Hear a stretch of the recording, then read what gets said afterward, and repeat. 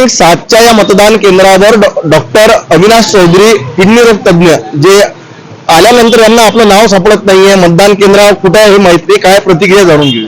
फारच आश्चर्याची गोष्ट आहे. आतापर्यंत कमीत कमी 8 ते 10 वेळा मी खापर्डे बगीच्याला मतदान केलेलं आहे आणि माझ्याकडे ते आमदाराचे जे इलेक्शन्स होते आणि खासदारांचे त्या स्लिप्स आहेत ते घेऊन मी जेव्हा खापर्डे बगीच्यात 1 नंबर 2 नंबर 3 नंबर मध्ये गेलो तिथे माझ्या परिवाराचा आणि आमच्या आजूबाजूचे जे पाठक परिवार आहेत कोणाचंही नाव आढळलं नाही आणि त्यांनी कोणत्याही प्रकारचे प्रयत्न केले नाही शोधण्याकरता. एक सद्गृहस्थ मिळाले, त्यांनी थोडा प्रयत्न केला, सांगितलं या यादीमध्ये नाहीत. मी स्वतः ती व्यक्ती चेक केली, तिथे नाव नव्हतं. त्यांनी मला इथे उर्दू हायस्कूल गर्ल्स हायस्कूलला डायरेक्ट केलं म्हणून मी इथे येऊन बघतो. इथे सुद्धा आल्यावर कळलं की यादीमध्ये माझं नाव नाही. पण थोडेफार एका व्यक्तीने एफर्ट्स घेऊन मला आता ही माहिती दिली की कदाचित प्रभाग क्रमांक 11 मध्ये माझं नाव असेल, त्यामुळे माझा हा प्रभागच बदलला आहे. माझा नगरसेवक बदलणार, माझं वोटिंगचा इम्पॉर्टन्स कमी होणार, माझं त्याच्या व्यक्ती असणारी आस्था आणि त्याने घेतलेलं माझ्या प्रतीची त्याची जबाबदारी सुद्धा चेंज होणार. तर मला असं वाटतं इतका मोठा घोळ होतो आहे महानगरपालिकेच्या इलेक्शन मध्ये.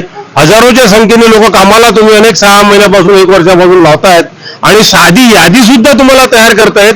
ही अतिशय लाजिरवाणी गोष्ट असं मला सांगतं आणि हा माझा मौलिक अधिकार आहे की माझ्या नगरसेवकाला, माझ्या इच्छेच्या नगरसेवकाला वोट करायला पाहिजे. ते मला करता येत नाही.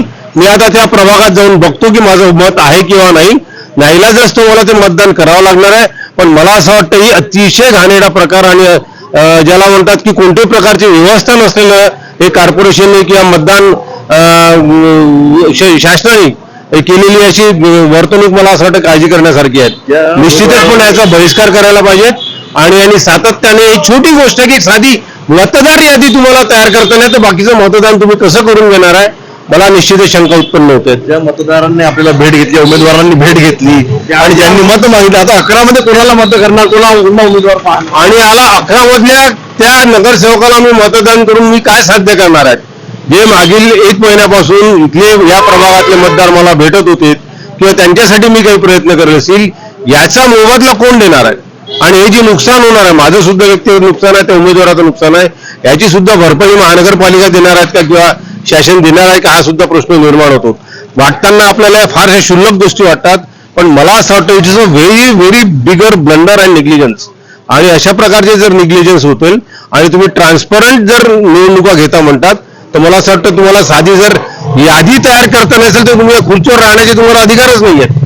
या ज्या व्यक्ती जो व्यक्ती यासाठी जबाबदार आहेत त्या सगळ्यांनी आपले राजीनामे, 1 मत असो की 100 मत असो, जबाबदारी तेवढीच होते. त्यामुळे मला असं वाटतं तुम्ही आपले राजीनामे देऊन द्यायला पाहिजेत आणि तुमची लायकी नाही आहे साधी मतदार यादी तयार करण्याची, याची तुम्ही खातरजमा करायला पाहिजे. थँक्यू.